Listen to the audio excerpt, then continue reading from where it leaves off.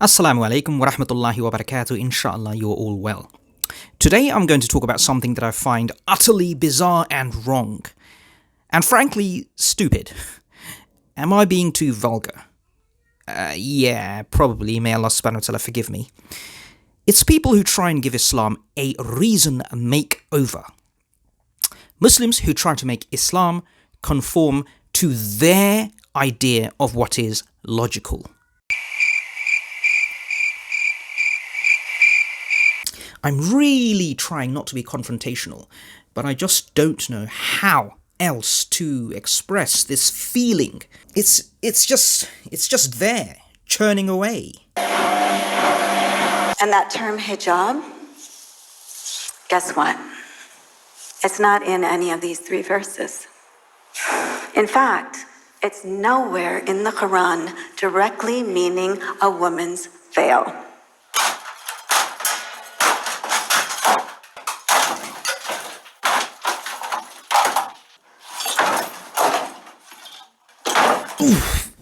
I'm sorry, it was either that or something worse, like jumping off a bridge. I'm sorry, but the sheer multi-layered polyphonic ignorance. Ignorance? Yeah, that word's ignorance. Sorry, I was going for the emphasis. Did it not work?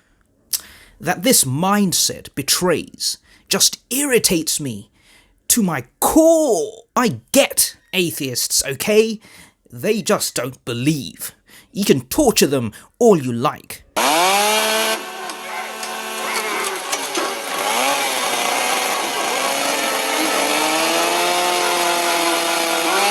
I don't recommend that as a dawah method, by the way. A dirty individual this is. You are, Alec, dirty individual, sickening human being. Now, boys.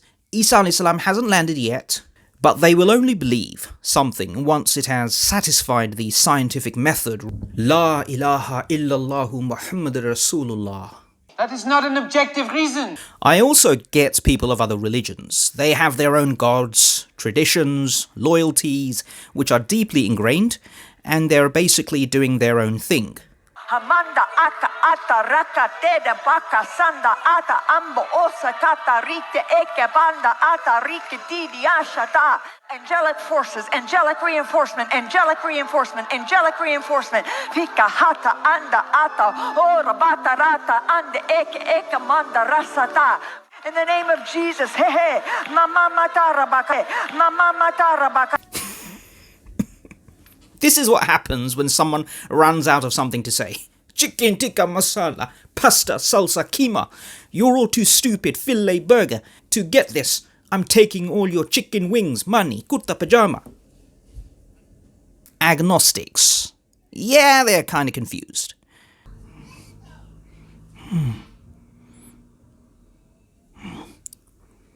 Again, it's not confusing for me because it's still a solid position.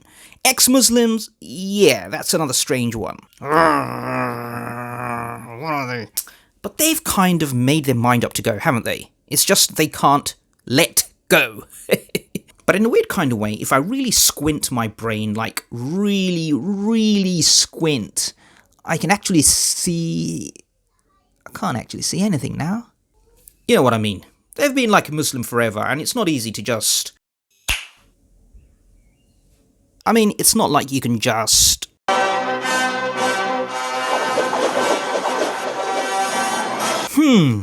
Actually, come to think of it, when they attack Islam, that's pretty annoying and diabolical. It just occurred to me, actually. Okay, fine. But these guys are equally the most confusing bunch of all. These guys who are Muslims, but they confuse Islam with a three-piece suit. They literally think they can tailor it to fit to them. What's that all about? It's like they've been invited to someone's party, but it's not to their taste. They hate it. Now, what do you imagine is the correct, normal, not crazy human response to this situation? Suck it up, right? It's not your party. You're a guest, dude. Know your friggin' place. Try and mingle, maybe. You might enjoy it. Now imagine that person who hates this party starts to organise their own little party in the corner within this larger party. he or she starts inviting guests from the bigger party to their little party. They start bringing in food and drinks, and they slowly start taking over the bigger party. Yeah, you'd think they're crazy, pretty much. And this is the vibe, I'm sorry to say it, and I mean it in the least disrespectful way, that I get. But they'll argue it's not crazy to try and bring an old religion into the modern era, revitalizing it, re-energizing it, making it more relevant for the 21st century. Man and woman and transgender and lesbian and gay and 24 hours later. bisexual and queer and fluid and cyborg and genetically modified, eco-friendly. After all, Islam is for all ages, right? You see, unlike some people, I don't doubt their passion, their zeal for the deen. I just think it's fundamentally misplaced and, in principle, embarrassingly incoherent. To apply reason to religion is like taking the famous Mona Lisa painting by Leonardo da Vinci, I don't know, you might have seen it, scanning it into a computer, making a 3D version of it, to bring it into the 21st century, placing that new model in the museum where the painting had been, and then trashing the actual original Mona Lisa painting because it's too old. What do you seriously think is going to happen?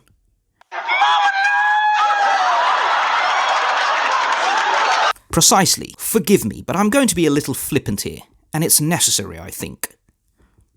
Logical fallacies of the modernists. The whole point of religion is that it's old and ancient. That's kinda how it goes. The sky is blue, water is wet, and religions are old. But you want to modernize it. Okay, that's logic fail number 1. The whole point of religion is that it's conservative, hence conserves, clues in the name. The old-fashioned ways, ideas and practices, but you want to liberalize it. So, logic fail number 2. The whole point of religion is that it's faithful to its original intent and message, but you want to change that original message to make it more relevant to today. Now, that will make the original message even less, if not fatally irrelevant. In fact, the entire religion will become irrelevant without its original intent. So, logic fail number 3. You say Muhammad sallallahu alaihi wasallam splitting the moon, Isa alayhi salam raising a dead, Ibrahim alayhi salam bringing the birds back to life by Allah's permission is unbelievable and illogical. You want to do away with the incredible miracles, and yet you say you believe in angels, prophets, fate, jinns, and miraculous Quran. That we will all die and be raised up again, judged by a creator, an all-powerful God, then sent to a place called heaven or hell. And yet you find miracles unbelievable. Oh dear. Logic fail number 4. The whole point of a religion is its textual credibility. A sacred text that can be verified and is preserved and untampered with is more persuasive, but you want to tamper with original understanding, devalue its exegetical roots, thereby destroying the heart of the religion. Logic fail number 5.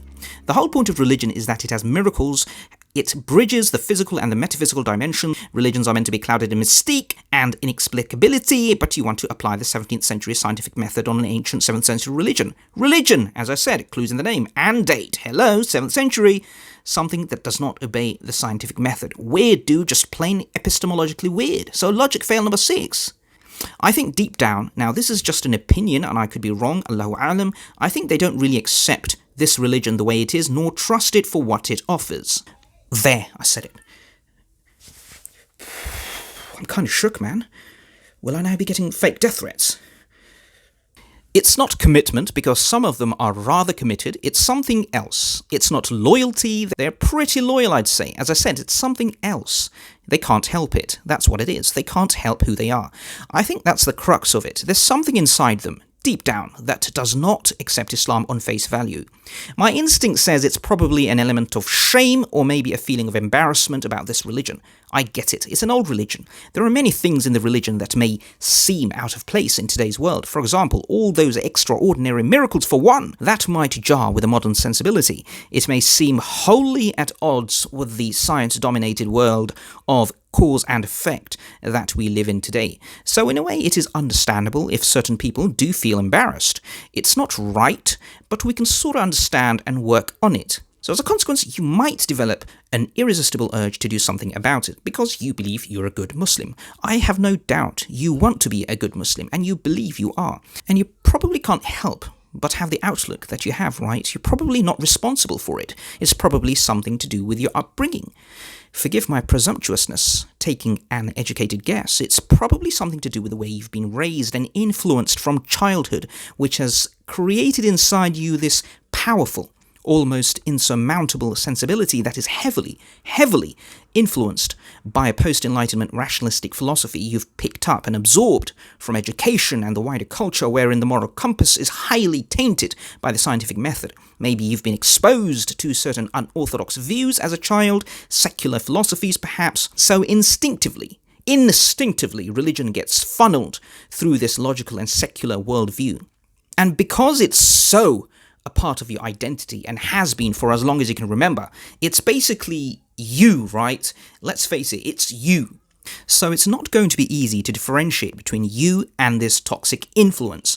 At the end of the day, we're all products of our upbringing, and most of us are just not self-aware enough to figure out any of this for ourselves, and we're usually too self-absorbed to see it when someone bothers pointing it out to us. We can be self-centered, arrogant, egotistical people. From about the age of 11, we think we know it all, there's nothing new to learn, and if our philosophy has been embellished formally via education, madrasa, in a particular school of thought, under the tutelage of a certain scholar from a certain tradition, this attitude gets polished and solidified, and it's not easy to budge. It's also not easy to admit something like this, subconsciously, because it's a painful process. Admitting you're wrong and your life has been a mistake isn't an easy step to take. Come on, how can it be easy? And most of us don't have the moral courage and the fortitude to break through this painful, self-deprecating barrier. So instead, it's very easy to fall in line with your upbringing, what you're comfortable with, and what comes easy. We're almost designed to do that. Sadomasochism doesn't come easy. So this shame, which the mind will not label shame, by the way, what did you think? Oh no, the brain's far too clever for that. Hence, brain. Well, it will instead manifest itself as this weird, paradoxical crusade to mold an ancient religion into something that is deemed more palatable. So that is why you end up with this weird, self-conflicting combination of, by all intents and purposes, a modern 21st century Muslim being into a 1400-year-old ancient religion, but actually not being comfortable with its old-fashioned teachings and wanting to change it to something that better goes with a modern 21st century way of doing things. Ordinary Muslims who are not self-aware, who don't realize what's going on, I sympathize with. We ought to help them, educate them. As for the thought leaders who are more self-aware, it's a different story. They should stop. I'm going to leave it there, my brothers and sisters. Take care. Hopefully you will like, share, comment and subscribe to this channel. And until next time, Assalamu alaikum wa rahmatullahi wa barakatuh.